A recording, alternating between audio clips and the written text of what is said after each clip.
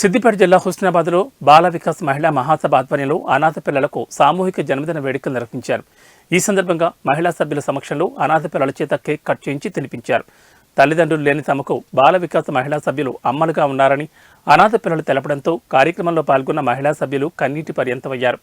అనేక సామాజిక సేవా కార్యక్రమాలు చేస్తూ అనాథ పిల్లలకు అండగా నిలుస్తున్న బాల వికాస్ స్వచ్ఛంద సేవా సంస్థను కార్యక్రమంలో పాల్గొన్న మున్సిపల్ చైర్మన్ రజిత అభినందించారు. అనాథలైన పిల్లలకు సేవా సంస్థలోని మహిళా సభ్యులు అమ్మలుగా ఉంటూ ఆదరించడం చాలా గొప్ప విషయమన్నారు. అనాథ పిల్లలను సమాజంలో ప్రతి ఒక్కరూ చేరదీసి హక్కును చేర్చుకోవాలని టీపీసీసీ సభ్యుడు కేడం లింగమూర్తి అన్నారు. బాల వికాస సేవా సంస్థ 14 దేశాలలో తన సేవా కార్యక్రమాలు నిర్వహిస్తోందని తెలిపారు.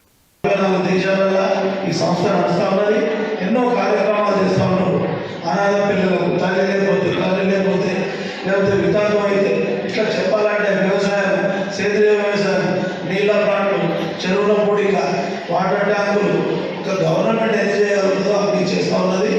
కాబట్టి మనం కూడా వికాస పిల్లల పుట్టినరోజు కార్యక్రమంలో ఉన్నాం, ఈ ప్రోగ్రాం ఉన్నాం. వికాస పిల్లలు అంటే మన బాధ్యత మనకు ఉన్నది. చనిపోవడం అనేది గ్యారెంటీ. మానవ జీవితంలో ఒక 2-3 మనం చూస్తాం. ఒకటి మన తల్లిదండ్రులు మన కన్నప్పుడు మనం పూర్తి చేస్తారు.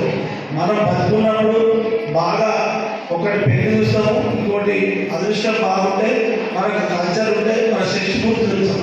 ఇంకోటి కూడా మనం చూడదు, మన చావు కూడా మనం చూడదు. కాబట్టి మనమంతా ఉన్నామనే పరిస్థితులనే ఆ భగవంతుడు లేదా ఆ విధి వాళ్ళ తల్లిదండ్రులు తీసుకుపోయి, కానీ మనం ఏమో బాధ్యత పెట్టడానికి అది చెప్పడానికి బాలకై సంవత్సరం పెట్టింది. కాబట్టి మనమంతా మనుషులుగా బతుకున్నాం. కాబట్టి వాళ్ళు మన పిల్లలతో సమానం. అవసరమైతే అంతకన్నా ఎక్కువ. నేను ఒక ఫోటో చూసిన కరోనాలో. ఆమె ఏం చేస్తుందంటే ఒక కుక్కర్ ఎత్తుకున్నది, చిన్నపిల్లగా ఏదో నడిపిస్తారు. అంటే ఎంత హృదయం ఉన్నట్టు, అంటే అక్కడ మానవ హృదయం, అందులో మహిళల హృదయం ఆకాశానికి అందున్నది, కానీ మీ హృదయానికి అందులేదు, మీ ప్రేమకు అందులేదని తెలియదు. మళ్ళా జరిగే కార్యక్రమాల్లో ముందుకు వస్తాం. చాలాసేపు నుంచి నడుస్తారు. కాబట్టి ఇద్దరు మాట్లాడదు.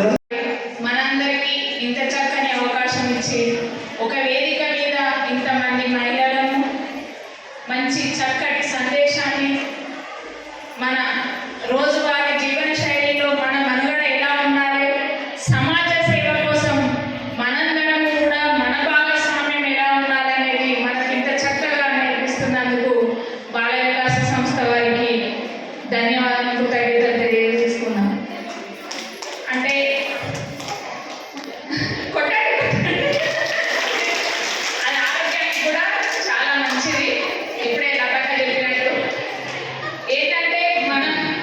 ఎంత ఓర్పుగా ఉంటామో అంత నేర్చుకుంటాం. అది మన ఈ సంస్థలోనే నేర్చుకుంటున్నాం. అవునా కాదా? ఇప్పుడు చెప్పింది ఒక చెల్లి, ఈ సంస్థకు వచ్చినాక చాలా నేర్చుకున్నాను అని. మరి మనం ఎవరిళ్ళలో వాళ్ళు ఉంటే ఎవరి పని వాళ్ళు పోతే నాకు వాళ్ళ కైకి పోతాని నాకు ఇలా సజ్ఞాలు చేసుకుని ఉన్నదనుకుంటే ఇంత మంచి ముచ్చట వినటోళ్ళమా? వినకపోదు.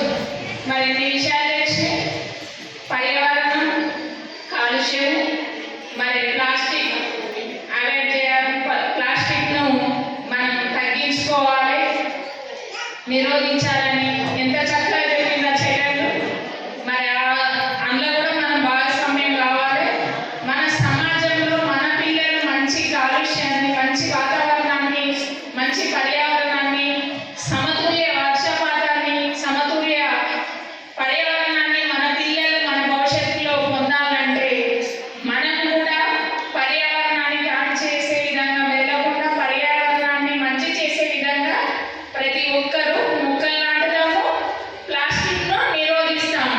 అవునా కదా? మరి ఇంత మంచిగా చెప్పుకున్నాము, పాటిస్తాము. అదేవిధంగా ఈరోజు ఎంతో బాధలో వారి జీవన శైలిలో ఎన్నో ఎదుర్కొంటూ, ఎన్నో సమస్యలను ఎదుర్కొంటూ, మరి మాకు కూడా అమ్మలు ఉన్నారు. మా అమ్మలు వచ్చి మాకు పుట్టినరోజు చేస్తారని వాళ్ళు ఆశగా ఎదురు చూస్తున్నాము. వారికి మరొకసారి పుట్టినరోజు శుభాకాంక్షలు తెలియజేస్తున్నాము. మరి మీరందరూ వచ్చి కూడా ఇంతకుముందు చెప్పుకున్నట్టుగా